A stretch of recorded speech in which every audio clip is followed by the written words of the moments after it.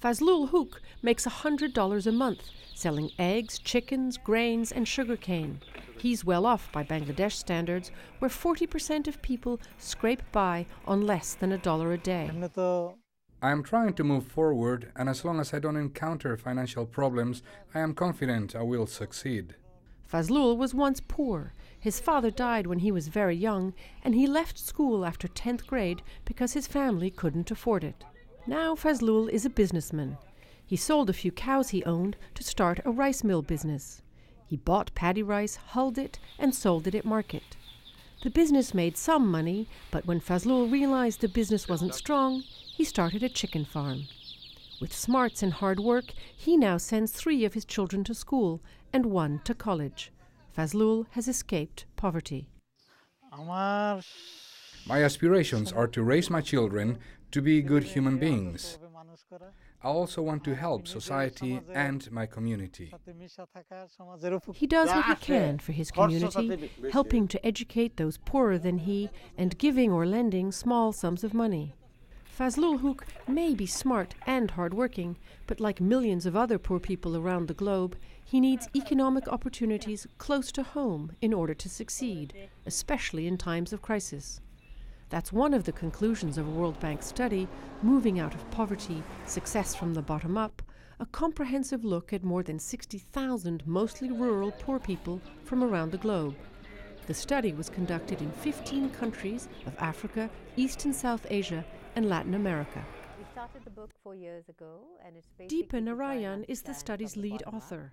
She says local-level financing, healthcare and roads are crucial. Roads and infrastructure, again, at the local level make a big difference, because once there are roads, it allows for competition.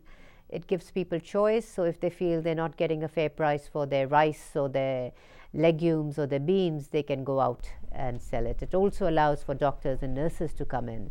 So it changes the local dynamic completely. At any time, there are as many people leaving poverty as there are becoming poor. Opportunity and social programs are needed both to lift people out of poverty and to stop them from falling back into it. Maria Emiliana Ortiz is an example of success. She's in college near her home in southern Mexico, studying chemistry. I want to work for a firm and take care of my family. Maria Emiliana has 7 brothers and sisters and parents with a second-grade education. She's been able to finish high school and go on to college thanks to the support of Oportunidades. Oportunidades is a Mexican government program that provides cash to poor mothers. In return, they must send their children to school and make sure they get decent health care. The program, which currently supports 5 million families in Mexico, has been copied in countries around the world and helped millions. Before I thought daughters didn't need to study, but now I've seen on TV that just as men get opportunities, we should also give opportunities to women too. In Kampala, Uganda, Alice Karugaba lives a good life now, but it wasn't always this way. I started by baking buns and selling them to my colleagues. In those days there was no bread, so my buns were popular. She expanded her baking operation and realized she was a good businesswoman and moved into selling furniture, about which she knew nothing. But she's a quick learner.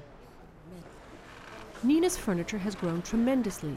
In the last several years, Alice's workforce has grown from 13 full-time employees to 60. She's made it now, but she says it was a long climb, and she says it's particularly hard for women in Uganda to move out of poverty.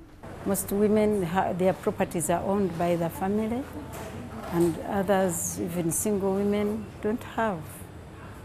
And yet they are capable of working and paying that loan, but they won't be able to get a chance to get at it unless they have collateral. The study underscores that social and economic barriers cause people financial trouble. What's more, there's often no safety net for people who fall sick, lose jobs, or suffer from natural disasters. There's a myth going around that there's a culture of poverty, and poor people don't get out of poverty because they're lazy, they're drunk, they're immoral. And we find in community after community, in over 500 communities carefully selected around the world, that's absolutely not the case. Narayan says it's not just hard work and belief in oneself that improve the chances of escaping poverty. Along with initiative and perseverance, the world's poor need fair access to markets, finance, roads, and business knowledge in order to break poverty's grip. And they need well-designed government programs to protect them from the destitution of illness and natural disasters.